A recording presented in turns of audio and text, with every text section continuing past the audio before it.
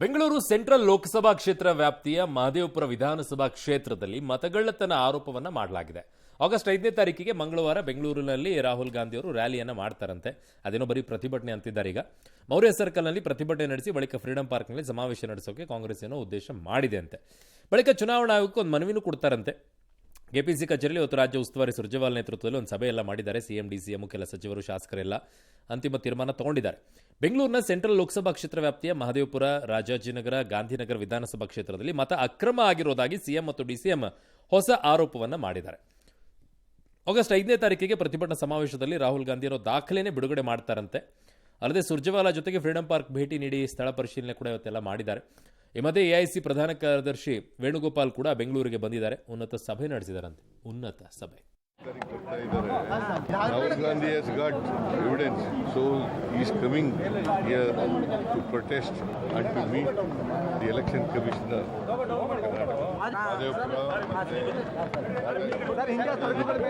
ನಾವು ಟ್ರಾಫಿಕ್ ತೊಂದರೆ ಆಗಬಾರ್ದು, ಜನಕ್ಕೆ ತೊಂದರೆ ಆಗಬಾರ್ದು ಅನ್ನೋದ್ರಿಂದ ಇಲ್ಲಿಗೆ ಶಿಫ್ಟ್ ಮಾಡ್ತಾ ಇದೀವಿ.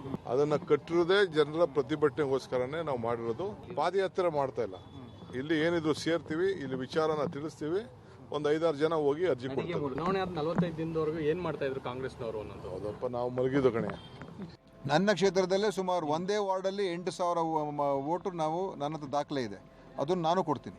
ನಕಲಿ ವೋಟ್ಗಳನ್ನು ಡಿಲೀಟ್ ಮಾಡಿಸುವಂಥದ್ದು, ಬೇರೆ ಬೇರೆ ದುರುಪಯೋಗ ಪಡಿಸುವಂಥದ್ದು, ವೋಟ್ಗಳನ್ನ ಸೇರಿಸುವಂಥದ್ದು, EVMದು ಕೂಡ ಸ್ಪಷ್ಟವಾಗಿ ಅವರು ಏನು ಹೇಳಲಿಲ್ಲ. ಅದು ಒಂದು ಕಡೆ ಇರಲಿ ಬಿಡಿ, EVMದು ಅದೊಂದು ಕಡೆ ಇರಲಿ, ಇದು ಕೂಡ ಇನ್ನೊಂದು ಕಡೆ.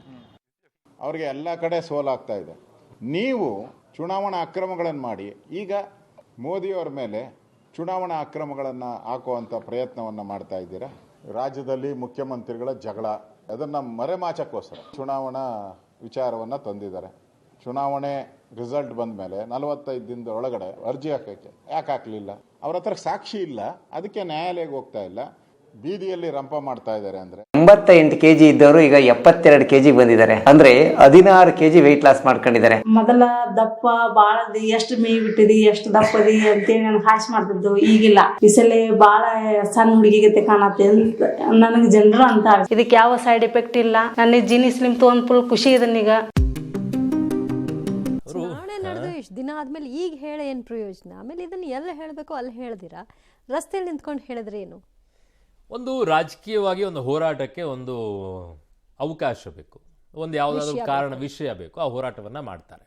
ಬಟ್ ಕನ್ಕ್ಲೂಷನ್ಗೆ ಯಾಕೆ ಬರ್ತಾ ಇದ್ದೀರಾ ಅಂತ. ಈಗ BJP ಅವರಾಗಿರ್ಬೋದು, ನಾವಾಗಿರ್ಬೋದು, ಕನ್ಕ್ಲೂಷನ್ಗೆ ಯಾಕೆ ಬರೋಣ? ಆರೋಪ ಅಷ್ಟೇ. ಆರೋಪ ಅಂತನೂ ಅನ್ನೋದು ಬೇಡ. ಅವ್ರೇನೋ 5ನೇ ತಾರೀಕಿಗೆ ಸಾಕ್ಷಿ ಬಿಡುಗಡೆ ಮಾಡ್ತೀನಿ ಅಂದಿದ್ದಾರೆ. ರಾಹುಲ್ ಗಾಂಧಿ ಅವರೇ ಸಾಕ್ಷಿ ಬಿಡುಗಡೆ ಮಾಡಿ, ಆ ಸಾಕ್ಷಿ ಏನು ಅನ್ನೋದ್ರ ಮೇಲೆ ಮಾತನಾಡೋದು ಈಸಿ ಅಲ್ವಾ? ಅವ್ರು ನಿಜವಾಗಿಯೂ ಕೂಡ ಸಾಕ್ಷಿಯನ್ನ ಕೊಡ್ತಾ ಇದ್ದಾರಾ, ಅಥವಾ ನಡಿಗೆಯನ್ನ ಮಾಡಿದ್ರಲ್ಲ, ಅಲ್ಲಲ್ಲ, ಚುನಾವಣೆ ಸಂದರ್ಭದಲ್ಲಿ ಕಾಲ್ನಡಿಗೆಯನ್ನ ಮಾಡಿದ್ರಲ್ಲ, ಮೇಕೆದಾಟುಗೋಸ್ಕರ ಕಾಲ್ನಡಿಗೆಯನ್ನ ಮಾಡಿದ್ರಲ್ಲ, ಹಂಗಾಯ್ದು ಚುನಾವಣೆಗೋಸ್ಕರನ ಏನು ಅನ್ನೋದು ಗೊತ್ತಾಗಬೇಕು. ಈಗ ಮಾಡ್ತಾ ಇರೋದೇನು? ಹಾಗಿದ್ದಾಗ 135 ಸೀಟ್ಗಳನ್ನ ಕಾಂಗ್ರೆಸ್ ರಾಜ್ಯದಲ್ಲಿ ಗೆಲ್ತು ಅಂತಂದಾಗ ಮತಗಳತನ ಮಾಡ್ಬಿಡ್ತು ಅಂತ ಹೇಳಕ್ಕಾಗತ್ತಾ? ಅದು ವಿಧಾನಸಭೆಗೆ, ಇದು ಲೋಕಸಭೆಗೆ ಹೇಳ್ತೀವಿ. ವಾಟ್ ಎವರ್ ಇಟ್ ಈಸ್, ವಿಧಾನಸಭೆ ಮತಗಳತನ ಮಾಡಬಾರ್ದು ಅಂತಿದ್ಯಾ? ಕಮಾನ್, ಲೋಕಸಭೆಯಲ್ಲಿ ಕೆಲ ವಿಧಾನಸಭಾ, ಲೋಕಸಭೆ ಅಂದ್ರೆ ಏನು? 7-8 ಕ್ಷೇತ್ರಗಳನ್ನ ಸೇರಿಸಿದ ನಂತರ ಒಂದು ಲೋಕಸಭೆ ಆಗತ್ತೆ. ಅಲ್ಲಿ ವಿಧಾನಸಭಾ ಕ್ಷೇತ್ರಗಳಲ್ಲಿ ಮತಗಳತನ ಆಗಿದೆ ಅಂತಂದ್ರೆ ಅದು ವಿಧಾನಸಭಾ ಕ್ಷೇತ್ರಗಳಲ್ಲಿ ಯಾಕೆ ಆಗಬಾರದು? ಹಂಗೆ ಹೇಳಕ್ಕಾಗತ್ತಾ? ಬಾದಾಮಿ ಕ್ಷೇತ್ರದಲ್ಲಿ ಸಿದ್ದರಾಮಯ್ಯನವರು ಸ್ಪರ್ಧೆ ಮಾಡಿದ್ರು, 2,000 ಚಿಲ್ಲರೆಯಿಂದ ಮತಗಳಿಂದ ಗೆದ್ರು. ಅವಾಗ ಮತಗಳದಿಂದ ಗೆದ್ಬಿಟ್ರು ಸಿದ್ದರಾಮಯ್ಯ ಅಂತ ಹೇಳಕ್ಕಾಗತ್ತಾ? ಹಂಗ ಆಗಲ್ಲ. ಸೊ ಅವ್ರು ದಾಖಲೆಯನ್ನು ಬಿಡುಗಡೆ ಮಾಡ್ತೀನಿ ಅಂದಿದ್ದಾರೆ ರಾಹುಲ್ ಗಾಂಧಿ ಅವರು. 5ನೇ ತಾರೀಕಿಗೆ ಬಿಡುಗಡೆ ಮಾಡಿದ ನಂತರ ಒಂದು ಕನ್ಕ್ಲೂಷನ್ಗೆ ಬರೋಣ, ನಿಜವಾಗ್ಲೂ ಇದೆಯಾ ಇಲ್ವಾ ಅಂತೇಳಿ. ಆಮೇಲೆ ಇವ್ರು ನ್ಯಾಯಾಲಯಕ್ಕೆ ಕೇಳಲಾರ್ದೇನೆ ಇಲ್ಲಿ ಯಾಕೆ ಕೇಳಿದ್ರಪ್ಪ ಅಂತ ಕೇಳಕ್ಕೆ ಈಸಿ ಆಗುತ್ತೆ ಅಲ್ವಾ? ಬಟ್ ಇವ್ರು ಚೆನ್ನಾಗಿತ್ತು DK ಶಿವಕುಮಾರ್ ಅವ್ರದ್ದು. ಇಷ್ಟು ದಿನ ಯಾಕ್ರಪ್ಪ ಕೇಳಿಲ್ಲ ಅಂತಂದ್ರೆ ಹೇಳಿದ್ರಲ್ಲ, ಅವರು ನಿದ್ದೆ ಮಾಡ್ತಾ ಇದ್ವಿ ಅಂತೇಳಿ. ಒಳ್ಳೇದು ಸರ್, ಆರೋಗ್ಯಕ್ಕೆ ತುಂಬ ಒಳ್ಳೇದು. ನಿದ್ದೆ ಮಾಡಿ ಸರ್ ಚೆನ್ನಾಗಿ. ಏನೋ ನಿದ್ದೆ ಮಾಡಲ್ಲ ಅಂತ ಕೇಳ್ಪಟ್ಟಿದ್ದೆ, ನಿದ್ದೆ ಮಾಡ್ತಾ ಇದ್ರಿ ಅಂತ ಹೇಳಿದ್ಮೇಲೆ ಸ್ವಲ್ಪ ಆರೋಗ್ಯದ ಬಗ್ಗೆ ಕಾಳಜಿ ಇರಲಿ. ಓಕೆ. ಇನ್ನು ಮೋದಿ ನನ್ನ ಸ್ನೇಹಿತ, ಭಾರತ ಮಿತ್ರ ದೇಶ ಹೀಗಂತ ಹೊಗಳುತ್ತಲೇ ಬಂದಿದ್ದ ಅಮೆರಿಕ ಅಧ್ಯಕ್ಷ ಟ್ರಂಪ್ ಈಗ ಭಾರತದ ಆರ್ಥಿಕತೆಯನ್ನ ಸತ್ತೋದ ಆರ್ಥಿಕತೆ ಅಂತ ನಿಕೃಷ್ಟ ಪದವನ್ನ ಬಳಸಿದ್ದಾರೆ. ಭಾರತದ ಎಲ್ಲ ಆಮದು ವಸ್ತುಗಳ ಮೇಲೆ 25% ಸುಂಕ ಮತ್ತು ದಂಡ ವಿಧಿಸಿದ್ರು. ಭಾರತವು ರಷ್ಯಾ ಜೊತೆ ತೈಲ, ಸೇನಾ ಸಾಮಗ್ರಿಗಳ ವ್ಯವಹಾರ ನಡೆಸ್ತಾ ಇದೆ ಅಂತ ನಿನ್ನೆಯಷ್ಟೇ ಟೀಕಿಸಿದ್ರು. ಬೆನ್ನಲ್ಲೇ ರಷ್ಯಾ ಜೊತೆ ಭಾರತ ಏನ್ ಮಾಡುತ್ತೆ ಅನ್ನೋದು ನನಗೆ ಮುಖ್ಯ ಅಲ್ಲ, ಅದರ ಬಗ್ಗೆ ತಲೆ ಕೆಡಿಸ್ಕೊಳ್ಳಲ್ಲ. ಎರಡೂ ದೇಶಗಳು ತಮ್ಮ ಸತ್ತ ಆರ್ಥಿಕತೆಯನ್ನ ಒಟ್ಟಿಗೆ ನೆಲಕಚ್ಚಿಸಲಿ ಅಂತ ಶಾಪ ಹಾಕಿದ ರೀತಿಯಲ್ಲಿ ಅವರು ಮಾತನಾಡಿದ್ರು. ಈ ವಿಷಯವಾಗಿ ಸೋಷಿಯಲ್ ಮೀಡಿಯಾದಲ್ಲಿ ಈಗ ಬಹಳಷ್ಟು ಚರ್ಚೆ ಆಗ್ತಾ ಇದೆ. ಅಲ್ಲದೆ ಭಾರತದ ಜೊತೆ ನಾವು ಬಹಳ ಕಡಿಮೆ ವ್ಯವಹಾರ ಮಾಡಿದ್ದೇವೆ, ಅವರು ವಿಧಿಸುವ ತೆರಿಗೆ ಬಹಳ ಅಧಿಕ, ವಿಶ್ವದಲ್ಲೇ ಅತ್ಯಧಿಕ ಸುಂಕ ವಿಧಿಸುವ ದೇಶಗಳಲ್ಲಿ ಒಂದು ಅಂತ ಟೀಕಿಸಿದ್ರು. ಅಲ್ಲದೆ ರಷ್ಯಾ ಅಮೆರಿಕ ಮಧ್ಯೆ ಯಾವುದೇ ವ್ಯಾಪಾರ ಇಲ್ಲ, ಅದು ಹಾಗೇ ಇರಲಿ ಅಂತ ಮಾರ್ಮಿಕವಾಗಿ ಹೇಳಿದ್ದಾರೆ. ಇನ್ನೊಂದು ಕಡೆಯಲ್ಲಿ ಪಾಕಿಸ್ತಾನ ಜೊತೆ ಅಮೆರಿಕ ಬೃಹತ್ ತೈಲ ನಿಕ್ಷೇಪಗಳ ಅಭಿವೃದ್ಧಿಗೆ ಒಪ್ಪಂದ ಮಾಡಿಕೊಂಡಿದ್ದು, ಮುಂದೊಂದು ದಿನ ಭಾರತಕ್ಕೆ ಪಾಕ್ ತೈಲ ಮಾರಾಟ ಮಾಡಬಹುದು ಅಂತ ಕಾಲೆಳೆದಿದ್ದಾರೆ. ಇದೊಂದು ರೀತಿಯಾಗಿ ಈ ನಮ್ಮ ದೇಶದ ವಿಚಾರದಲ್ಲಿ ಯಾವುದಾದ್ರೂ ಬೇರೆ ರಾಷ್ಟ್ರಗಳು ಮಾತನಾಡ್ಬಿಟ್ರೆ ಹಾಲು ಕುಡ್ದಷ್ಟೇ ನಿಮ್ಗೆಲ್ಲ ಸಮಾಧಾನ ಆಗುತ್ತಾ ಅಂತ ಮಾತಾಡಿದಾರಲ್ಲ ಮುಂದಿದೆ. ಅಲ್ಲ, ಅದನ್ನೇ ಹೇಳ್ತಾ ಇದ್ದೀನಿ, ನಿಮ್ಗೆ ಹಾಲು ಕುಡ್ದಷ್ಟೇ ಸಮಾಧಾನ ಆಗುತ್ತಾ ಅಂತ.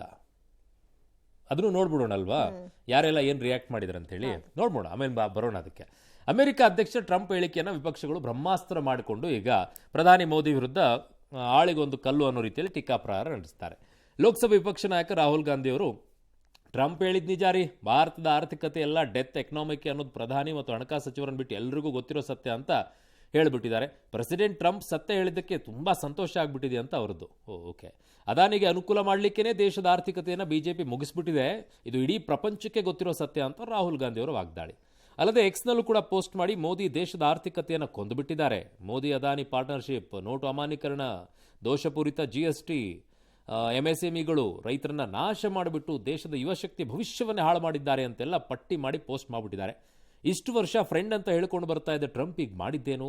ಇವರ ಫ್ರೆಂಡ್ಶಿಪ್ಗೆ ಏನರ್ಥ? ಇಂದಿರಾ ಗಾಂಧಿ ಅವರಿಂದ ಸ್ಫೂರ್ತಿ ಪಡೆದು ಅಮೆರಿಕದ ಅಧ್ಯಕ್ಷರ ವಿರುದ್ಧ ಮೋದಿ ನಿಲ್ಲಬೇಕು ಅಂತ ಕಾಂಗ್ರೆಸ್ ನಾಯಕ ಜಯರಾಮ್ ರಮೇಶ್ ವಾಗ್ದಾಳಿ ನಡೆಸಿದ್ದಾರೆ. TMC ಡೈರೆಕ್ಟ್ ಒಬ್ಬರೇನ್ ಅವರು ಪ್ರಧಾನಿ ಮೋದಿ ಮತ್ತು ಅಧ್ಯಕ್ಷ ಟ್ರಂಪ್ ಅವರ ವಿಡಿಯೋನ ಒಂದಿಷ್ಟು ಪೋಸ್ಟ್ ಏನೋ ಮಾಡ್ಕೊಂಡಿದ್ದಾರಂತೆ.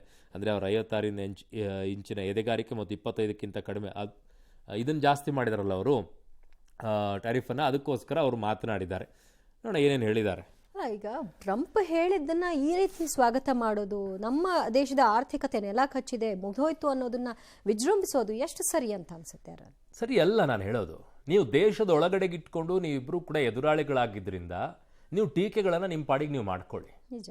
ಕಾಂಗ್ರೆಸ್ ಈಗ ಬಿಜೆಪಿ ಮೇಲೆ ಹರಿಹಾಯುತ್ತಾ ಮೋದಿ ಅವರನ್ನ ಟೀಕೆ ಮಾಡುತ್ತಾ ಮಾಡಿ, ಬಿಜೆಪಿನ ಹರಿದು ಮುಖ್ಯ ಹಾಕಿ ಅವ್ರು ಮಾಡುವಂಥ ಒಂದೊಂದು ಕೆಲಸಗಳನ್ನ ವಿಚಾರನ ಕೂಡ ಹರಿದು ತೊಳೆದಾಕಿ ಇಲ್ಲಿರುವಂಥ ಜನರ ಮುಂದೆ. ಆದರೆ ಇನ್ನೊಂದು ದೇಶದಲ್ಲಿರೋ ಕೂತ್ಕೊಂಡ್ರು ಭಾರತವನ್ನು ಅಪಹಾಸ್ಯ ಮಾಡ್ತಾರಲ್ಲ, ಭಾರತದ ಬಗ್ಗೆ ಟೀಕೆಗಳನ್ನು ಮಾಡ್ತಾರಲ್ಲ, ಅದನ್ನು ನೀವು ಹಾಲು ಕುಡಿದಷ್ಟು ಸಮಾಧಾನ ಪಟ್ಕೊಳ್ಬೇಡಿ, ಅದನ್ನು ವಿಜೃಂಭಿಸಕ್ಕೆ ಹೋಗಬೇಡಿ.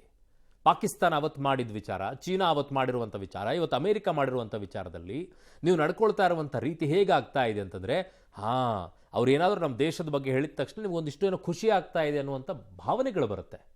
ಆ ಥರ ಮಾಡಬೇಡಿ. ಇದು ಹೊಸದಲ್ಲ. ಬೇರೆ ದೇಶಕ್ಕೆ ಹೋಗ್ಬಿಟ್ಟು ಈ ದೇಶವನ್ನು ಟೀಕೆ ಮಾಡಿರುವಂಥದ್ದು ನಮ್ಮಲ್ಲಿ ನಾಯಕರಿದ್ದಾರೆ. ಬೇರೆ ದೇಶಕ್ಕೆ ಹೋಗಿ ಅಲ್ಲಿ ಯಾವುದೋ ಸೆಮಿನಾರ್ಗಳಲ್ಲಿ ಅಲ್ಲಿ ಯಾವುದೋ ಇದರಲ್ಲಿ ಕೂತ್ಕೊಂಡ್ಬಿಟ್ಟು ನಮ್ಮ ದೇಶವನ್ನೇ ಟೀಕೆ ಮಾಡಿರೋದಿಲ್ವಾ? ಅದು ಯಾಕೆ ನಿಮಗೆ ಅಂತಹ ಆ ಮಾನಸಿಕತೆ ಯಾಕೆ ಅಂತ? ನನ್ನ ದೇಶದ ಬಗ್ಗೆ ಯಾರಾದರೂ ಟೀಕೆಯನ್ನು ಮಾಡಿದರೆ, ಅಪಹಾಸ್ಯವನ್ನು ಮಾಡಿದರೆ ನಿಮಗೆ ಯಾಕೆ ಅಷ್ಟು ಸಂತಸ ಆಗುತ್ತೆ? ಅಂದರೆ ಭಾರತದ ಆರ್ಥಿಕತೆ ಬಿದ್ದೋಗ್ಬಿಟ್ಟಿದೆ, ಸತ್ತೋಗ್ಬಿಟ್ಟಿದೆ ಅಂದರೆ ಖುಷಿ ಪಡ್ತೀರಾ?